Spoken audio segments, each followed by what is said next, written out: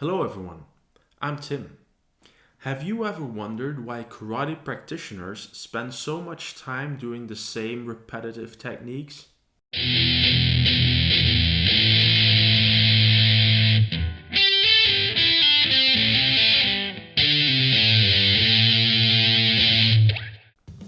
I'm referring to Kihon. Kihon can be translated as the basics, and it's usually practiced by performing many different techniques in line work. Though Kihon is not exclusive to karate, I won't go deeper into other martial arts today and keep the focus on karate. Now, when you are new at karate, Kihon is usually something you will spend a great deal of time on. So walking up and down the dojo floor, performing repetitions of punches, blocks, and kicks. In many dojos, these will be referred to as tsukiwaza, ukewaza, geriwaza, and so on. I believe Kihon can be an essential tool to learn and practice all different karate techniques to start with, but there is a problem with the way Kihon is often taught. See, when talking about karate, many people think about grading, getting a new belt, and that's okay. But getting a higher belt, promoting to a new kyu or downgrade should not be your only motivation.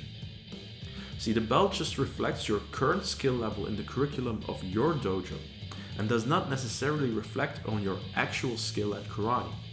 So when Kihon has a significant part in your grading exam, it should show how well you can perform the individual techniques.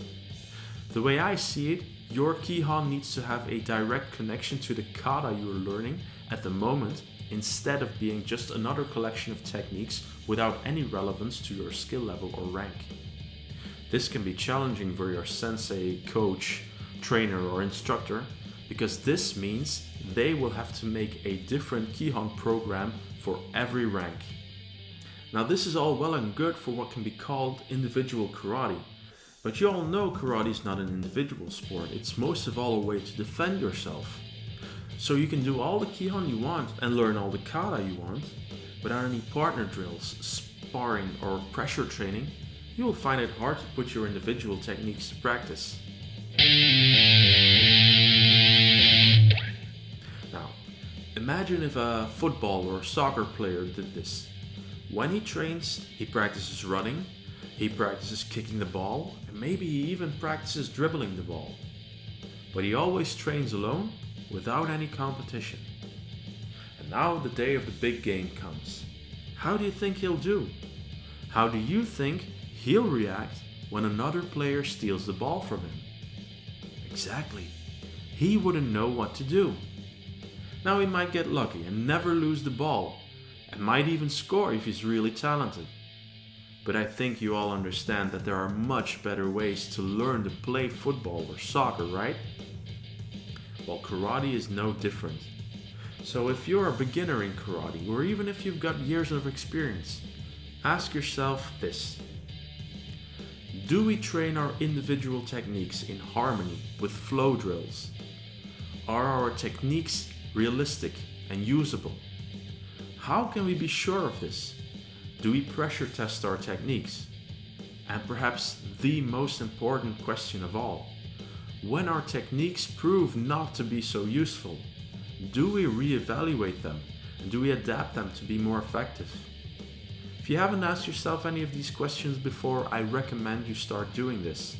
It will improve your karate, I'm sure of it. And next week, it's story time again.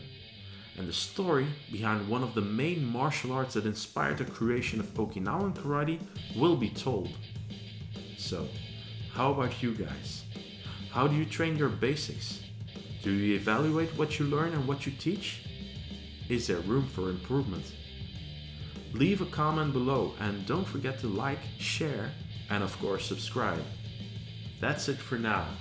Have a great day. And as always, thanks for watching.